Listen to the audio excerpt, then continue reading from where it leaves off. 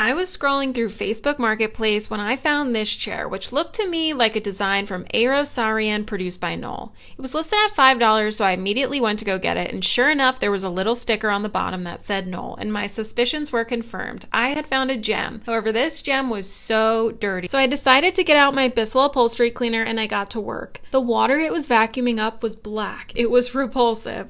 I then decided to try some Crud Cutter to get out some of the stains, and that helped a lot, but it needed a little something extra, so I tried borax. I sprinkled the borax on throughout the chair and sprayed it down with water, and then I used my upholstery cleaner. This seemed to do the trick. It was honestly very satisfying, but let me show you what the dirty water tank looked like. It was nasty. I then polished up the chrome legs with some brass, so here's the before and here's the after. It's anything but perfect, but it was a $5 garage sale find that I could easily sell for over $1,000 to the right person. But I think I'm actually going to keep this one. It just goes perfectly in my office. Plus, I think Maisie likes it too. I got this dresser for $40. The guy I bought it from had donkeys and even let me pet them. Added bonus. But this piece was in rough shape. It had peeling veneer, a laminate top, and the sides were crumbling. I started off by removing all the peeling veneer. I scuff sanded the top with 100 grit and the drawers with 180 grit. I used Quickwood epoxy putty to reshape the corners of the dresser. This stuff worked amazing. After sanding those repairs down, I applied 2 coats of primer. I then applied 3 coats of Midnight Blue by Fusion, a beautiful navy.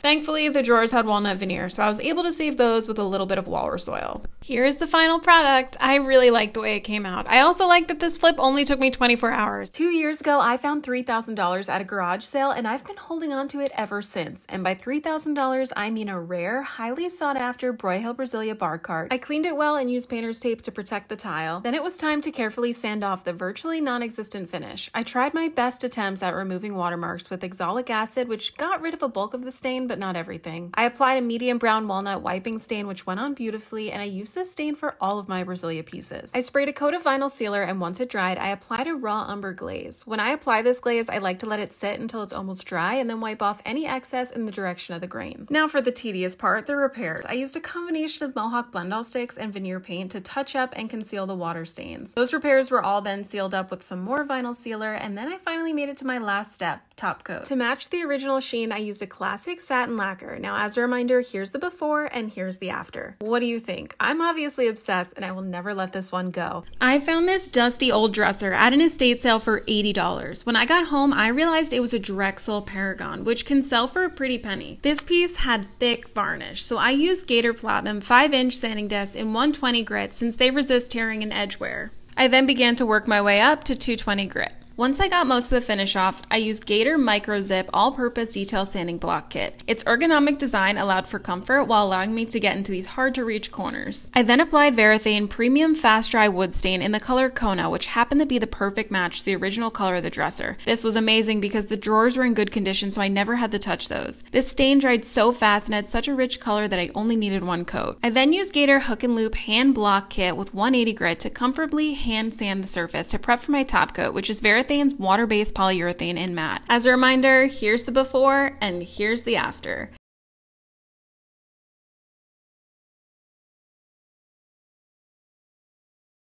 I had a very upset client. Her in-laws were making a short notice visit and she needed nightstands for her guest room ASAP. I luckily found these 2 nightstands at the thrift store that morning and immediately got started. I cleaned, patched up the veneer with Bondo, and taped off the edges. They weren't totally her style, so we agreed on adding green accents to tie them to the current design of her room. The difficult thing is finding the perfect shade of green, but then I thought to myself, what item can I draw inspiration from? And then I realized flight suit green is the sexiest and best green out there. So I used my color reader Easy to find the exact paint color match, which ended up being Andrian by Sherwin-Williams. I picked up the paint and boy, let me tell you, did that color match spot on. I applied 2 coats on top of the primer and it went on like a dream. I then polished up the wood areas with a nice furniture salve and it was ready to go. Now here's the before and here's the after. I think the green added the perfect touch to this outdated pair of nightstands. Now remind me to bring my color reader Easy the next time my personal fighter pilot brings me to work, because who wouldn't want to know the hex code of $1 million jet? I was scrolling through Facebook Marketplace when I saw something in the background of a canoe listing photo. it looked to me like a mid-century modern Drexel sideboard, so naturally I messaged the seller to see if I could buy it, and I had it home within an hour. I paid $50, but boy was it in rough shape, and it was disgustingly dirty. I used Puracy Everyday Surface Cleaner Concentrate to scrub down every inch of this piece. It's an all-natural, eco-friendly, and sustainable option, which is what we're all about over here. I then sanded off the old finish with 120 grit and worked my way up to 180. Thankfully, the finish came off very easily, so it wasn't as time-consuming as I had anticipated. I fixed any floppy veneer with some wood glue and painter's tape, and then it was time to address all of the massive chunks missing from this piece. I used a ton of epoxy putty to fill in the chips and rebuild both the missing veneer on the edge and the side of this piece. Once it finally dried, I sanded it all down smooth and shaped the rebuilt edge. And for a stain, I used a wipe-on medium brown walnut color. Then it was time for the tough part, blending in all of these repairs. I used my wax crayons and blended until my fingers went numb. It took me a very long time, and to be honest, it's still not perfect, but I did my best, and that's all that counts, right? Once I was finished, I sealed it all up with several coats of a semi-gloss lacquer. Now here's the before and here's the after.